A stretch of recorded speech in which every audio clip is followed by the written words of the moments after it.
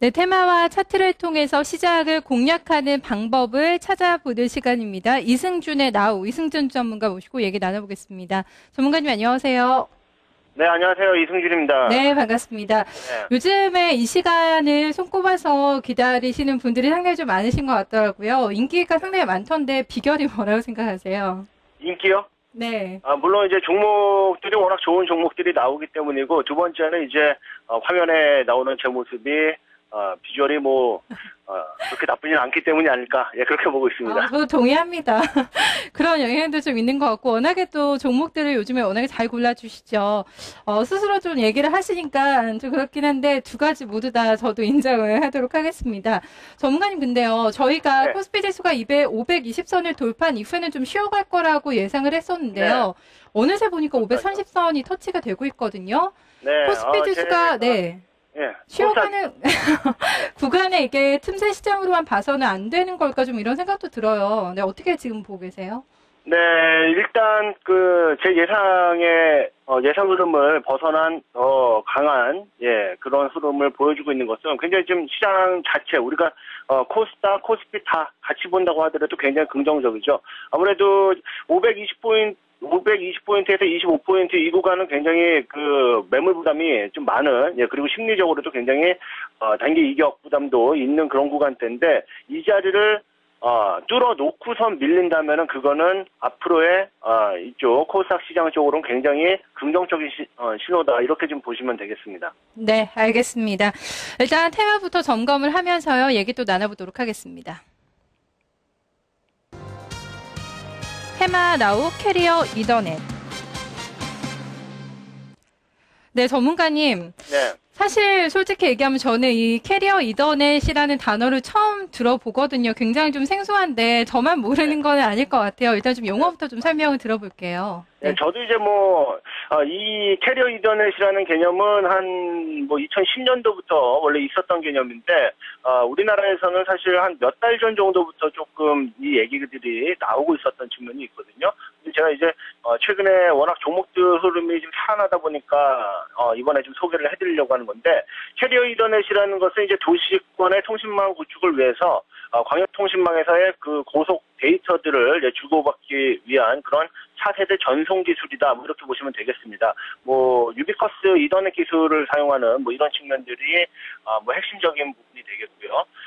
캐리어 이더넷 같은 경우는 앞으로 이제 빅데이터 시대라고 그러죠. 우리가 스마트폰이라든지 혹은 LTE라든지 이런 어떤 환경이 데이터들을 굉장히 사이즈가 큰 동영상이라든지 이런 것들을 주고받을 수 있는 이런 환경이 되기 때문에 그에 따라 가지고 현재 인터넷의 속도를 지금보다 훨씬 더 높은 수준으로 끌어올리게 되는 이런 환경에 수혜를 받는 쪽이다 이렇게 보시면 되겠습니다. 네. 오늘 관련돼서 보니까요, 좀 관련된 종목들을 보니까 좀 움직임이 많은데요. 특별한 이슈가 오늘 있는 건가요? 조금 더 내용을 더 짚어주실까요? 네. 오늘의 이슈는 지금 통신장비 쪽이 오늘 강하거든요. 제가 예전에 이제 추천을 드렸었던 서화정보통신이라든지 이런 종목들도 오늘 강하게 올라오는데 아무래도 지금 안철수 원장의 이제 대선 후보 확정에 따라 가지고 그동안 발언한 내용들을 좀 봤을 때 통신 장비주들도 수혜주로 좀 구분이 된다. 이런 관점에서 오늘 급등 흐름이 지금 나오고 있다. 이렇게도 보실 수가 있겠습니다. 네. 관련해서 또 그런 쪽에 영향을 받고 있다는 부분도 좀 체크가 되고 있습니다. 관련돼서 이게 그러니까 캐리어 이더넷에 대해서 조금 더 이제 구체적으로 들어간다면 어떤 쪽에서 이제 수혜를 볼 수 있다고 할 수가 있을까요? 캐리어 이더넷은 일단 이 업종들의 흐름을 보게 되면은 사실 종합 스위치 업종이랑 그 전송 업종, 전송 장비 쪽, 이렇게 통신 장비 쪽 업체들이 좀 수혜를 받을 수 있는데, 재료가 좀 남아있거든요. 그러니까, 앞으로 중요한 재료가 있기 때문에 지금의 어떤 대선 테마를 엮이느냐, 이런 부분들을 떠나가지고, 이 종목들의 흐름을 한번 살펴볼 필요가 있는데요. 이제 중요한 부분은, ITU, 이게 ITU라는 것은 이제 국제전기통신연합이라는, 연합의 약자가 되겠는데, 올 11월 달에 캐리어 이더넷의 국제 표준을 확정을 짓게 되는 이런, 일정이 있습니다. 이런 일정을 앞두고선, 그때 지금 우리나라에서 지금 기대하고 있는 것은 MPLS, TP 방식, 한국에서 지금 상용하고 있는 이 방식을 이 방식이 채택이 될 가능성이 좀 높다라는 그런 얘기들이 들려오고, 뭐 이 방식이 좀 채택이 된다라고 하면 국내 캐리어 이더넷 관련 장비들의 수용폭이 굉장히 좀 증가될 가능성이 높습니다.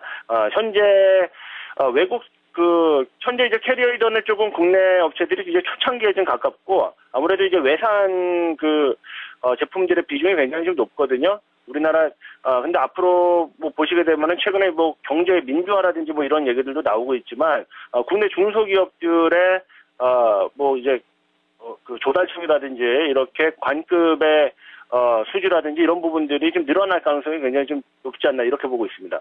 네. 그래서 이런 재료들을 모멘텀을 안고 움직일 만한 종목군들 좀 관련줘서 좀 함께 봐주실까요? 네. 네, 일단 우리가 크게 한 두 가지 정도로 나눌 수 있겠는데, 아까 이제 말씀드렸듯이 종합 스위치 업체가 있고, 그리고 전송 쪽 업체가 좀 있습니다. 일단 전송 관련된 주들을 먼저 보자면은, 전송 장비 쪽 종목들은 최근에 흐름들이 굉장히 좀 좋았거든요. 뭐 대표적인 것이 제가 그동안 스마트워크 관련주로 조금, 강조를 드렸었던 텔레필드라는 종목이 있죠. 이 종목이 어제 상한가이어서 오늘도 급등을 해주고 있는, 이런 흐름으로 나오고 있죠. 제가 아마 한 6, 7월달 정도에 이 종목을 많이 좀 소개를 해드렸었는데, 그동안 좀 많이 올랐습니다. 이 외에도 지금 코이버라는 종목이 최근에 이제 급등 흐름이 나오고 있는 이런 모습인데, 역시 이유는 그동안 좀 밝혀지지 않았죠. 코이버가 왜 오르고 있는지, 뭐, 이런 것들을 좀 궁금해 하셨을 텐데, 사실, 이런 캐리어 이전의 관련 종목들로 움직이고 있다. 이렇게 보시면 됩니다. 또, 지금 보시면은 우리넷 같은 종목들도 최근에 이렇게 급등 흐름이, 나오고 있는 모습.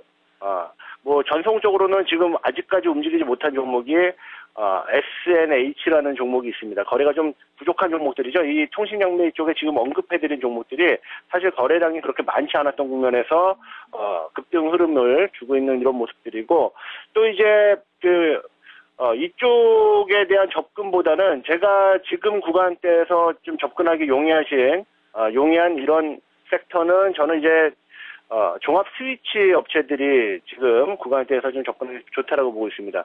지금 오늘 다산 네트워크가 지금 급등 흐름이 지금 나와주고 있는데 두 종목으로 나눠볼 수가 있겠습니다. 아무래도 이제 종합 스위치 시장을 과점하고 있는 종목 두 회사를 우리가 뽑자라고 하면 다산 네트워크랑 유비커스라는 종목이 되겠는데요. 이들 종목들 보시게 되면은 뭐 다산 네트워크 같은 경우에는 최근에 이제 바닥권 흐름에서 좀 탈피하는 이런 모습들을 보여주고 있는데, 다산 네트워크 같은 경우에는 뭐 자회사 실적의 호전 뭐 이런 재료도 있고, 캐리어 이더넷 쪽에 앞으로 시장 확대에 가장 좀 수혜를 받을 수 있는 그런 종목들로 좀 보고요. 특히나 이제 종합 스위치 업체들이 전송 장비 쪽으로도 어떤 사업 영역을 좀 확대할 가능성이 있기 때문에 현재는 전송 장비 쪽들이 강하지만 종합 스위치 업체들의 후발로 따라가는 이 강도가 좀 강하지 않을까 이렇게 좀 판단합니다. 특히 이제 다산 네트워크 같은 경우는 이 종목이 좀 안철수 수혜주로 좀 구분이 될 가능성이 좀 있습니다. 왜냐하면은 다산 네트워크 대표가 지금 남현우 대표가 한국 벤처협회 회장으로 있는데 뭐 아무래도 뭐 차후 뭐 인선이라든지 이런 부분들도 거론이 될 수 있는 쪽이 좀 되겠고, 또 이제 서울대에서 또 이제 같이 이제 서울대 동기라는 뭐 이런 부분, 그리고 아무래도 다산타워 뭐 지금의 사옥이죠. 이거를 이 땅 부지를 매입할 때 안철수 연구소랑 같이 이제 공동으로 부지를 매입했다라는 뭐 이런 내용들이 이쪽 테마군으로 다시 한번 편입이 될 수 있는, 예전에 한 차례 아마 이런 내용들이 나오면서 한 차례 급등이 나왔었던 그런 흐름도 기억을 하는데요. 다시 한번 부각을 받을 가능성도 좀 있지 않나, 이렇게 좀 보고 있습니다. 네, 다산 네트워크 같은 경우에는 여러 가지 뭐 모멘텀이 섞여 있습니다. 안철수 뭐 대선 테마 관련주하고도 상당히 흐름이 깊다고 볼 수가 있겠는데요. 오늘 장에서는 급등을 하고 있는데 어느 정도 가격대에서는 한번 좀 잡아볼 만할까요? 네, 지금 일단 제가 보기에는 현재 일단 급등한 흐름에서 매물대가 지금 조금 위쪽에 있기 때문에 이 구간을 뭐 강하게 돌파해줄지 여부는 좀 두고 봐야겠습니다. 좀 눌림목을 제가 보기엔 기다리시는 게 좋을 것 같은데 이 앞전에 고점 정도의 흐름에서 지지를 받는다라고 하면은 제가 보기에는 한 6,000원 초반대 정도, 6,000원 넘긴 수준 정도까지 기회를 준다라고 하면은 탑승하셔도 괜찮지 않겠느냐 이렇게 판단하고 있습니다. 네, 알겠습니다. 앞서서 좀 언급이 됐던 텔레필드 같은 경우에는 어제 상한가 내고 오늘도 오전장까지는 초반에는 상한가를 내다가 지금 좀 풀린 상태거든요. 네. 들고 계신 분들은 좀 매도의 관점에서 접근을 해야 될까요? 아무래도 텔레필드 같은 경우에는 스마트워크라는 또 하나의 또 재료가 있는데 최근에 이제 일자리 관련 섹터들이 돌아가면서 순환매 관점에서 뭐 창투주들이 가장 좋은 흐름 가운데 뭐 최근에는 또 이제 취업 사이트 관련주들이 굉장히 급등을 했는데 그 이후에 올 수 있는 것이 또 스마트워크 쪽입니다. 그래서 지금 텔레필드를 만약에 보유하고 계신 분들이라고 그러면은 어느 정도 하단에 대응 가격을 놓고서 조금 지켜보시는 것도 괜찮다라고 보고 있습니다. 오늘 신고가를 내주는 흐름 가운데서 만약에 오늘 안철수 관련주들이 오늘 재료 어떤 소멸의 측면에서 만약에 급락으로 전개된다라고 하면 영향을 안 받을 수가 없겠지만 만약에 그런 흐름이 아니다라고 하면 현재 구간대에서도 추가적인 상승이 어느 정도 좀 가능하지 않겠느냐 이렇게 보고 있습니다. 아마 한 3,200원 정도의 어떤 대응 가격을 가지고 접근하시면은 추가 수익을 좀 기대해 볼 수 있지 않나 이렇게 보고 있습니다. 네, 알겠습니다. 텔레필드까지 전략을 들어봤습니다. 테마주 시간에는 캐리어 이더넷이라는 그 용어에 대해서 좀 점검을 해보고요. 그 분석을 해보고 관련된 종목들의 흐름을 살펴봤습니다.